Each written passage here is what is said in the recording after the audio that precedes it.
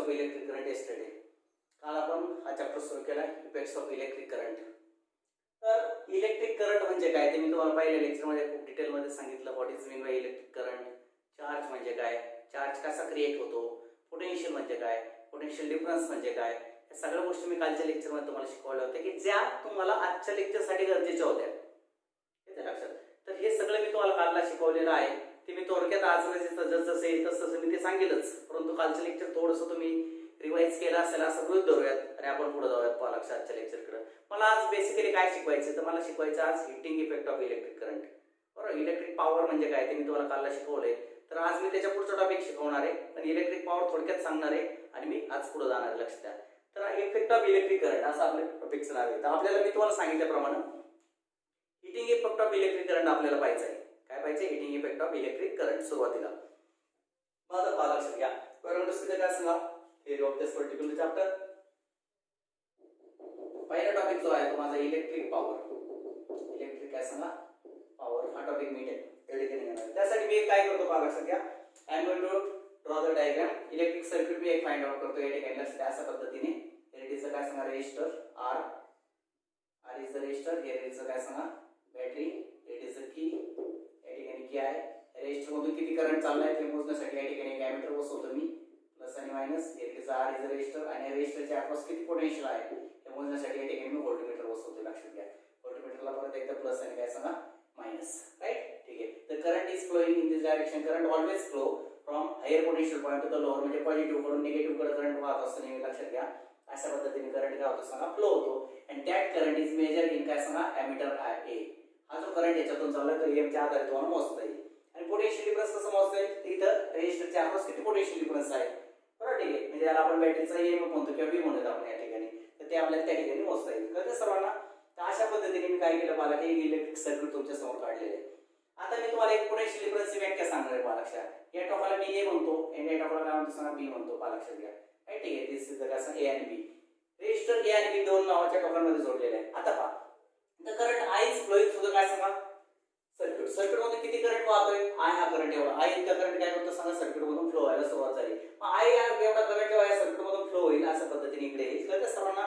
त्यावेळेला हा करंट जेव्हा या रेजिस्टन्स मधून जाईल, हा करंट जेव्हा त्या रेजिस्टन्स मधून जाईल त्यावेळेला हा रेजिस्टन्स काय करणार त्या करंटला अपोज करणार आहे. कारण रेजिस्टन्स म्हणजे काय, the ability to oppose the flow of current is called काय सांगा रेजिस्टन्स. रेजिस्टन्सची व्याख्या असते the ability to oppose the flow of current. करंटच्या फ्लोला अपोज करण्याची ॲबिलिटी या डिव्हाइस मध्ये असते. ज्या डिव्हाइस मध्ये ती ॲबिलिटी असते त्याला आपण रेजिस्टर म्हणतो आणि त्या ॲबिलिटीला रेजिस्टन्स म्हणतो. मग आर इज द काय सांगा रेजिस्टन्स ऑफ दिस काय सांगा डिव्हाइस. मग हा काय करतो त्या करंटला अपोज करतो. काय करतो सांगा अपोज करतो. बट म्हणजे याचा अर्थ काय की टू ओव्हरकम दिस रेजिस्टन्स, या रेजिस्टन्सला मात करण्यासाठी some energy should require for the काय सांगा करंट ऑर चार्ज. या चार्जला किंवा करंटला काही एनर्जी मिळाली पाहिजे. कारण ती एनर्जी जर असेल तर याच्यावर मात करते किंवा याच्यावर ओव्हरकम करता येईल.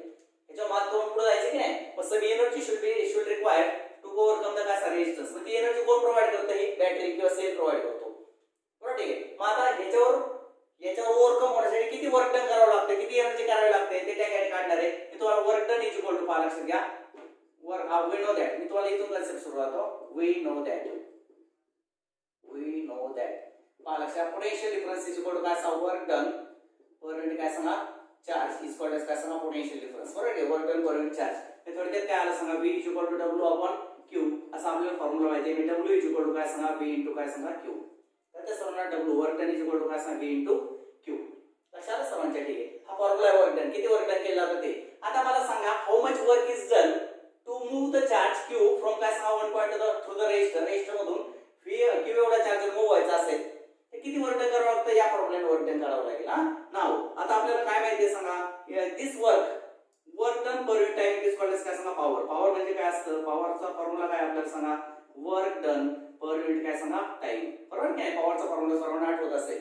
मग आता इलेक्ट्रिक पॉवर म्हणूयात आपण त्याला. इलेक्ट्रिक काय सांगा पॉवर इज इक्वल टू पहा what is the work done P into काय सांगा Q आणि व्हॉट इज द टाइम. टाइमला आपण काय म्हणतो सांगा T म्हणतो. कळतं सर्वांना. मग आपलं काय आलं सांगा इलेक्ट्रिक काय सांगा पॉवर इज इक्वल टू पहा V इंटू Q अपॉन काय सांगा T असेल इथे मला V इंटू काय सांगा Q अपॉन T. कळतं सर्वांना. चला आता पुढे जातो मी. म्हणून पॉवर इज इक्वल टू पहा लक्षात electric power is equal to पहा लक्षात घ्या V Q अपॉन T ला आहे म्हणतात. पहा V गुणिले काय आलं सांगा आहे. या ठिकाणी मी या ठिकाणी लिहितो but Q upon T is equal to कोण असतं सांगा I असतं. Q upon T ला काय म्हणतात सांगा I म्हणतात. सर्वांना आयडिया असेल त्याची बरोबर आहे कारण का चार्ज लागलं तिथे लिहितो पाहिजे तर तुम्हाला दिसणार नाही. मी या ठिकाणी लिहितो बट Q upon काय सांगा T इज इक्वल टू काय सांगा current. Charge flowing per unit time is equal to current. हे मी तुम्हाला काल शिकवलेले आहे.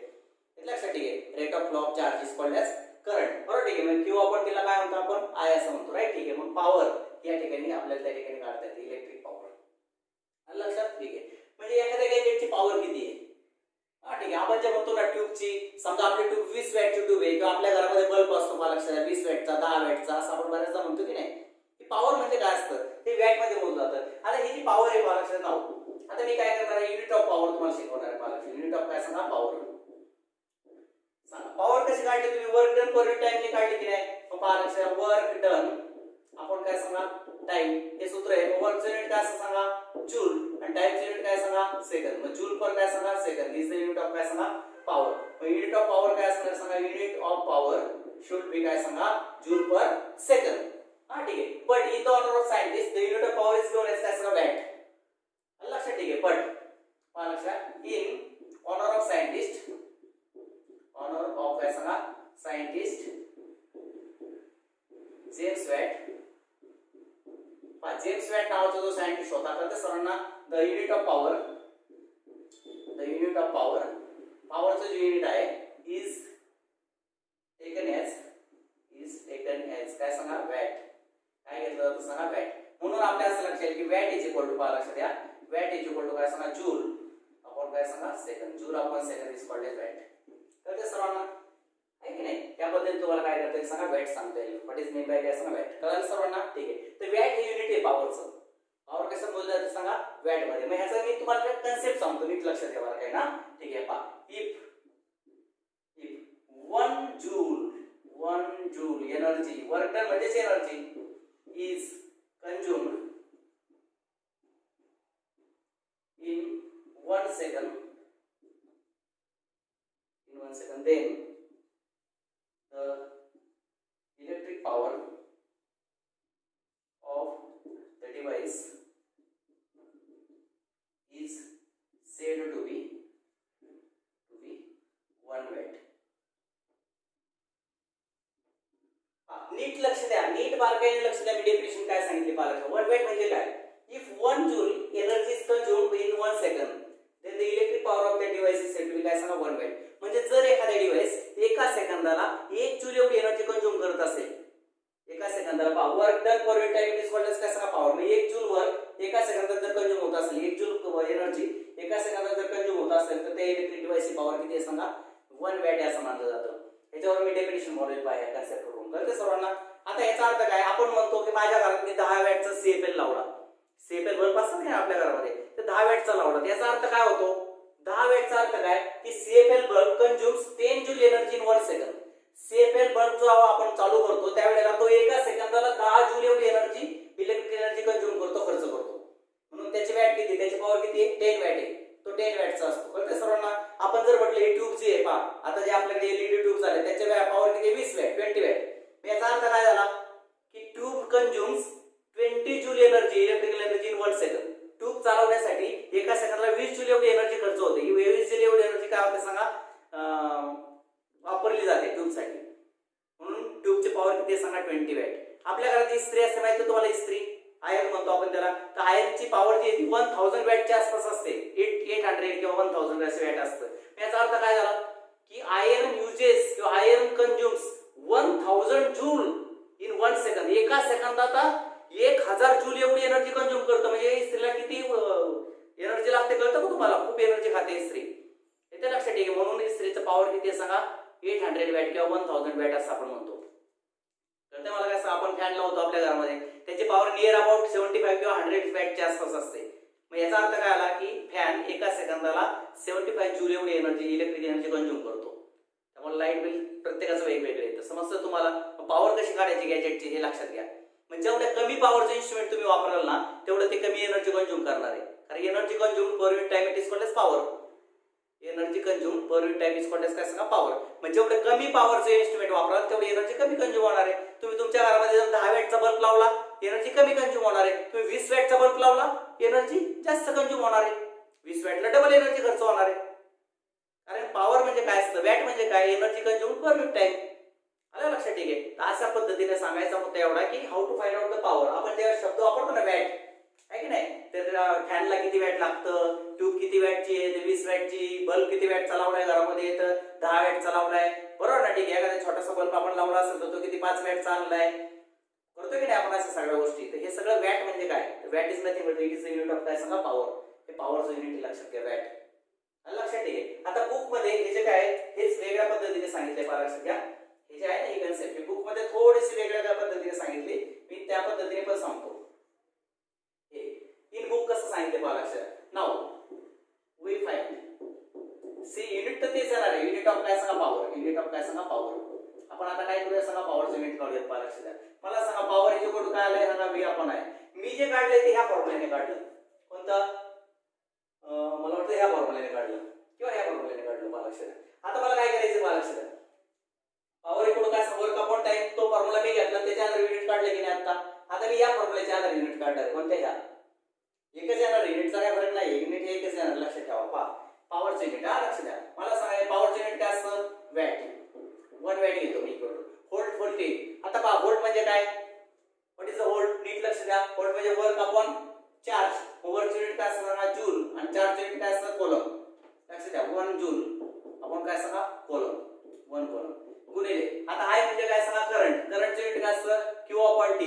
हे 1 कोलम आपण काय सांगा, 1 सेकंड. आता 1 कोलम गेट्स कॅन्सल. कळते सर्वांना? कोलम गेट्स काय सांगा, कॅन्सल. आणि आन्सर कम्स काय सांगा, 1 जूल आपण काय सांगा, 1 सेकंड इक्वल टू 1 वॅट. आलं लक्षात? ठीक आहे. आणि म्हणून वॅट इज इक्वल टू आले काय सांगा, जूल आपण काय सांगा, सेकंड. हे पहा या पद्धतीने सोडवलं तरी तेच येणार आहे, त्या पद्धतीने सोडवलं तरी तेच येणार. त्याने काय फरक पडत नाही. बुक मध्ये तुम्हाला असं दिलेले या फॉर्म्युल्याच्या आधारे युनिट सांगितलेले आहे, एक्सप्लेन केलेले आहे. आणि मी तुम्हाला या फॉर्म्युल्याच्या आधारे एक्सप्लेन केलेले आहे. Power equal to work upon, कारण याच्यावरच तो आलेला आहे ना फॉर्म्युला. त्यामुळे त्याच्या आधारे सोडवलं तरी तेच उत्तर येणार, याच्या आधारे सोडवलं तरी तेच उत्तर येणार. त्याने काय कन्फ्युज व्हायचे कारण नाहीये. यू कॅन रीड दिस. तुम्हाला जे योग्य वाटेल, जे सोपं वाटेल त्याच्या पद्धतीने तुम्ही वॅट डिफाइन करू शकता. तर ते सर्वांना तर असं आलं तर मग परत हीच डेफिनेशन येणार आहे. 1 joule energy, 1 joule energy is consumed in 1 second, है ना. 1 जूल वर्क डन किती, 1 जूल किती सेकंदाला, 1 सेकंद. If 1 joule energy is consumed in 1 second, then the power of the काय device is said to be 1 watt. कळतं सर्वांना? तर त्या डिव्हाइसची पॉवर जी आहे ती किती असते सांगा, 1 वॅट आहे असं आपण त्या ठिकाणी मानलं जातं. आणि लक्षात? ठीक आहे. मग सांगायचा मुद्दा असा की ज्या वेळेला एखाद्या चार्जला किंवा एखाद्या करंटला याच्यातून जायचं असतं त्यावेळेस भरपूर एनर्जी काय होते सांगा, कंज्यूम होते. भरपूर एनर्जी काय होते, कंज्यूम होते. आता ही कंज्यूम झालेली जी एनर्जी आहे ना, तुम्ही सगळ्यांनी law of conservation of energy ऐकला असेल, वाचला असेल, कुठं पाहिलं असेल. काय सांगतो तो law of conservation of energy, energy neither be created nor be lost. Energy neither be created nor be lost. Energy can be converted from one form to the another form. Energy फक्त एका form मधून दुसऱ्या form मध्ये काय होते सांगा, convert होत असते. ऐकलं की नाही लॉ तुम्ही? याला काय म्हणतात, law of conservation of energy. काय म्हणतात त्याला, law of conservation of energy. हा बरेचदा तुम्ही ऐकला असेल पहा लॉ. मग हा जो लॉ आहे त्याचा उपयोग आपण या ठिकाणी आता करणार आहे. पण ही जी एनर्जी कंझ्युम होते, काय होतं ज्या वेळेला या करंटला ह्याच्यातून जायचं असतं तेव्हा ती एनर्जी कंझ्युम होते, बरोबर? ठीक आहे. ती एनर्जी कंझ्युम म्हणजे किती वर्क डन होतं, V * Q. जर एखाद्या डिव्हाइसची पॉवर जर काय असेल सांगा, V * I असेल, तेवढी एनर्जी त्याला लागते. वर्क डन म्हणजेच एनर्जी. एवढी एनर्जी त्याला काय होते सांगा, खर्च होते. ही एनर्जी कशात कन्वर्ट होते, तर that energy is converted into the काय सांगा, हीट. तर चला आता मी त्या ठिकाणी जातो. याला परत लक्ष द्या. मी जरा वेळ खोडतो. तुम्हाला जर ते पण अपेक्षित असेल तुम्ही आता त्याचा स्क्रीनशॉट काढून घ्या इथे. लक्षात? ठीक आहे. म्हणजे मी आता पुढच्या टॉपिक कडे जाणार आहे. तर ते सर्वांना मी जाणार आहे heating effect of electric current कडे. याचा स्क्रीनशॉट काढून घ्या किंवा पॉज करा, लिहून घ्या, नंतर पुढचं लेक्चर कंटिन्यू करा. ओके, जाऊ मी पुढं. ओके, चला बघा.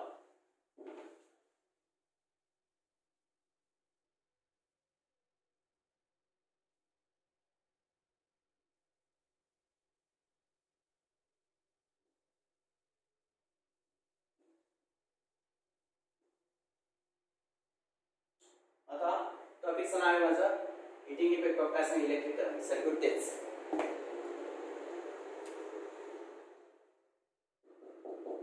Heating effect of electric current काय असं इलेक्ट्रिक करंट. आपल्या टॉपिकचं गाड्याचं नावाचे इफेक्ट्स ऑफ काय असं इलेक्ट्रिक करंट.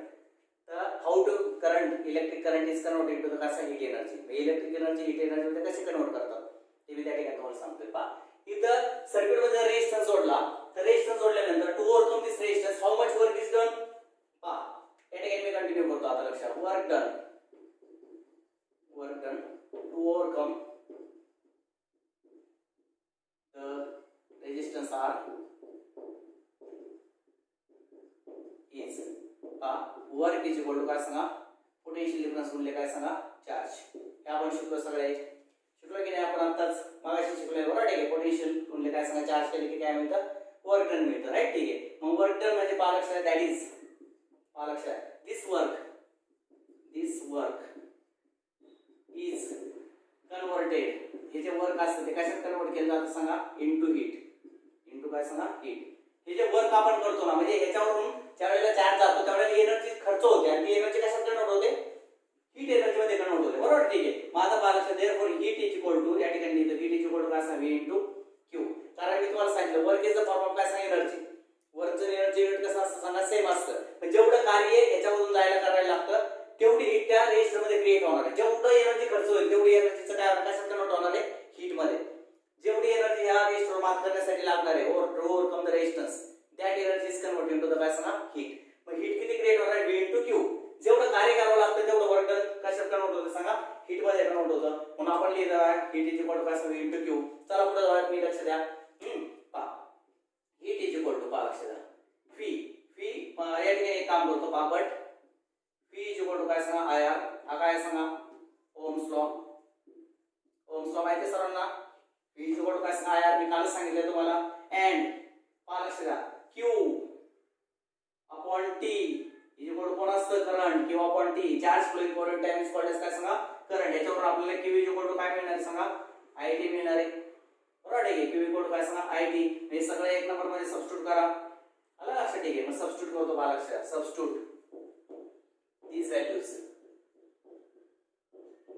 in काय सांगा 1. आता मला सांगा हीट इज इक्वल टू काय सांगा V into Q. Heat is equal to V into काय सांगा Q. सांगा what is value of V IR. V ची व्हॅल्यू किती आहे सांगा IR इंटू Q. Q ची व्हॅल्यू किती आहे सांगा IT. IR म्हणजे काय सांगा IT. तर उत्तर आलं पण काय सांगा I स्क्वेअर RT. I आणि I किती झाले I स्क्वेअर RT. तर हीट इज इक्वल टू काय सांगा I स्क्वेअर RT. तर दिस इज द काय सांगा amount of heat is produce. किती हीट प्रोड्यूस होते कळलं का. म्हणजे जेव्हा when the current passes through the resistor I when the current I passes through the resistor R जेव्हा I इतका करंट R एवढ्या रेजिस्टर मधून T एवढ्या वेळासाठी पास आउट होईल.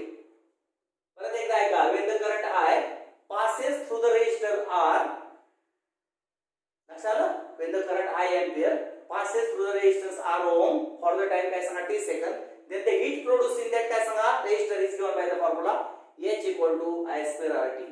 याला म्हणतात Joule's law of heating effect. मावा this is called as Joule's law of काय सांगा heating effect. हाच आपला Joule's law आहे heating effect चा. कळतं सर्वांना. तो कसा एक्सप्लेन करता येतो पहा लक्षात. त्याचं स्टेटमेंट असं आहे पहा स्टेटमेंट कोणाचं Joule's law चं. if the current I ampere passes through a resistor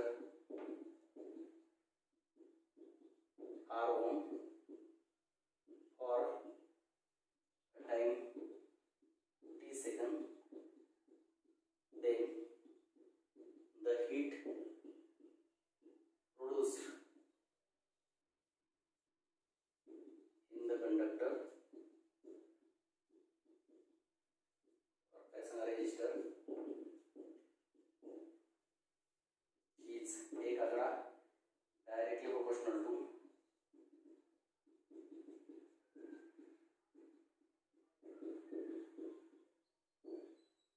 G heat produce झाली ती कोणत्या डायरेक्ट प्रोपोर्शन आहे. पहिला आकडा काय येणार सांगा या आकडा स्क्वेअर ऑफ करंट काय सांगा करंट, हीट जी असते ती direct proportional to square of current. दोन आकडा काय आणणार सांगा, रेजिस्टन्स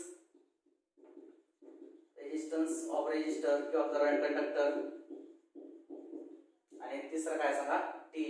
सी आकडा काय सांगा, time for which current flows. पहा लक्षात द्या, एखाद्या आर ओमच्या रेजिस्टर मधून टी एवढ्या वेळासाठी जर आय एवढा करंट जात असेल, आर ओमच्या रेजिस्टन्स मधून कळतं सर्वांना, आर ओमच्या रेजिस्टर मधून टी एवढ्या वेळासाठी जर आय चा करंट चालला असेल तर त्या कंडक्टर मध्ये किती हीट तयार होते, एवढी हीट तयार होते. लक्षात आलं, किती हीट प्रोड्यूस होते, H equal to I square RT. तर दिस इज द काय सांगा, statement of joule's law for heating effect of electric current. हे जूल्स लॉचं स्टेटमेंट आहे, कशासाठी, heating effect of electric current साठी.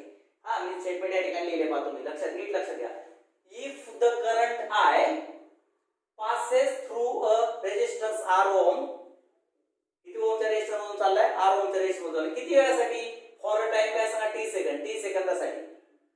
then the heat produce झालेली आहे ना, is directly proportional to एक आकडा square of the current, दोन आकडा resistance of the conductor आणि तीन आकडा time for which the current flows. या तीन गोष्टींवर हीट डिपेंड असते. किती गोष्टींवर हीट डिपेंड आहे का सर्वांना, तीन गोष्टी. मी तुम्हाला नीट सांगतो, एक्सप्लेन करतो पहा जूल्स लॉ. मी तुम्हाला आता जूल्स लॉ सांगणार आहे आज बेसिकली. आणखी एक्सप्लेन करतो मी. समजा तुमच्याकडे इस्त्री आहे, पहा हीट आहे तुमच्या, सॉरी आयर्न आहे तुमच्याकडे, कळतं सर्वांना, इस्त्री आहे. तर तुम्हाला काय करायचे सांगा, हीट प्रोड्यूस करते की नाही इस्त्री. इस्त्री काय करते, heating effect of electric current. मग आता जर तुम्ही इस्त्री कमी वेळासाठी लावली, काय केले, 5 सेकंद लावली किंवा 5 मिनिटं लावली, तर हीट काय होणार सांगा, कमी प्रोड्यूस होणार आहे. आणि 10 मिनिटं लावली तर हीट जास्त प्रोड्यूस. म्हणजे टाइम वाढवला हीट जास्त वाढते, टाइम कमी केला हीट कमी होते. म्हणजे थोडक्यात हीट प्रोड्यूस होणार, हीट कशावर डिपेंड आहे, टाइमवर डिपेंड. हा एक मुद्दा. म्हणजे heat is direct proportional to काय सांगा, time. Heat is direct proportional to काय सांगा, टाइम. जेवढा जास्त वेळ तुम्ही बटन चालू ठेवाल तेवढी इस्त्री जास्त पेटणार आहे, जेवढा कमी वेळ चालू ठेवणार तेवढी कमी वेळ पेटणार आहे, कमी हीट गरम होणार आहे. हीटरचं पण तसंच आहे, आपल्या हीटरचं घरातल्या जास्त वेळ बटन चालू ठेवलं जास्त पाणी गरम होणार आहे, कमी वेळ चालू ठेवलं कमी पाणी गरम होणार आहे. म्हणजे हीट जी प्रोड्यूस होते ना ती टाइमच्या डायरेक्ट प्रोपोर्शन मध्ये असते. टाइम वाढवा हीट जास्त प्रोड्यूस होईल, टाइम कमी करा हीट कमी प्रोड्यूस होईल. एक मुद्दा कळाला. मग हीट आणि टाइम मधलं रिलेशन आपल्या सगळ्यांना कळतं नॉर्मली. चला दुसरं, आता समजा तुमच्या घरात डिम लाईट आहे, काय सांगा, डिम लाईट आहे म्हणजे करंट किती होते, कमी आहे. डिम लाईट म्हणजे कळतं तुम्हाला, डिम लाईट असेल तर तुम्हाला हीट प्रोड्यूस, इस्त्री गरम व्हायला जास्त वेळ लागणार आहे. हीट कमी प्रोड्यूस होते, कारण लाईट जर डिम असेल म्हणजे करंट जर कमी असेल हीट कमी तयार होते, म्हणजे जास्त वेळ लागतो, म्हणजे हीट कमी तयार झाली ना. आणि जर तुमच्या घरात फुल लाईट असेल, एकदम रात्री 12-1 वाजता जर तुम्ही एखादं इन्स्ट्रुमेंट लावलं, इस्त्री वगैरे लावलं, लगेच तापते. कारण का, त्यावेळेला करंट कसा असतो, जास्त फुल लाईट असते ना एकदम. लाईट जर फुल असेल तर करंट कसा असतो, एकदम स्ट्रॉंग असतो. करंट वाढला की हीट वाढते. आणि जर डिम लाईट असेल तर इस्त्री लवकर तापत नाही. म्हणजे करंटवर सुद्धा डिपेंड आहे हीट. हीट ही फक्त टाइमवर डिपेंड नाही, किती वेळ तुम्ही करंट पाठवताय हे महत्त्वाचं आहे, पण किती करंट पाठवताय. डिम लाईटला हीट कमी तयार होते आणि स्ट्रॉंग लाईटला हीट काय होते सांगा, जास्त तयार होते. आणि तिसरा मुद्दा काय सांगा, रेजिस्टन्स. जेवढ्या वायरचा रेजिस्टन्स जास्त असेल ना, जेवढा वायर अपोज करेल, जेवढा वायर काय करेल सांगा, करंटला अपोज करेल, तेवढी जास्त हीट तयार होणार आहे. जेवढा अपोज ह्या रेजिस्टन्स जेवढा जास्त असेल ना, तेवढा काय होणार सांगा, करंटला जास्त अपोज होईल, जास्त हीट क्रिएट होणार आहे. आणि जर सहज करंट निघून गेला तर हीट तयार होणार नाही. रेजिस्टन्स जर कमी असेल तर हीट कमी तयार होते, रेजिस्टन्स जर जास्त असेल हीट काय होते सांगा, जास्त तयार असते. म्हणून इस्त्रीमध्ये जी कॉईल वापरली ना तुम्ही, इस्त्री खोलल्यानंतर जर तुम्ही काही कॉईल पाहिली असेल ना, आतमधली कॉईल असते बा इस्त्रीमध्ये अशा आकाराची, हे पहा अशा आकाराची कॉईल असते, असे आकाराची असते पहा कॉईल. आणि याचे दोन टोकं वायरला जोडलेले असतात. अशी कॉईल इस्त्रीची कॉईल असते, पाहिली असेल पहा मी. येते लक्षात ठेवा, ही जी कॉईल असते की नाही, ही कोणत्या मटेरियलचे बनलेली आहे, निक्रोम नावाच्या मटेरियलचे. कोणत्या, निक्रोम. तर ते निक्रोम नावाचं मटेरियल, त्याचा रेजिस्टन्स खूप हाय आहे आणि हाय रेजिस्टन्स असल्यामुळे याच्यातून करंट लवकर सहज असं जात नाही. आणि करंट जात नाही म्हणजे याचा अर्थ काय, जास्त एनर्जी खर्च होते. म्हणजे जेवढी जास्त एनर्जी खर्च होईल तेवढं कारण सांगा जास्त हीट प्रोड्यूस होणार आहे. म्हणून इस्त्री किंवा ज्या ज्या ठिकाणी आपल्याला हीट प्रोड्यूस करायची त्या ठिकाणी जो कंडक्टर किंवा जो रेजिस्टर वापरतात ना, कंडक्टर जो आहे ना त्याचा रेजिस्टन्स जास्त असणार वापरतात. जेवढा रेजिस्टन्स जास्त तेवढी हीट जास्त क्रिएट होते. Greater is the resistance, greater is the heat created. कळतं सर्वांना. म्हणून एखाद्या कंडक्टर मधून आय एवढा करंट चालणार असेल, टी वेळा एवढ्या वेळासाठी जात असेल आणि त्या कंडक्टरचा रेजिस्टन्स जर R ओम असेल तर त्याच्यामध्ये एवढी हीट तयार होते.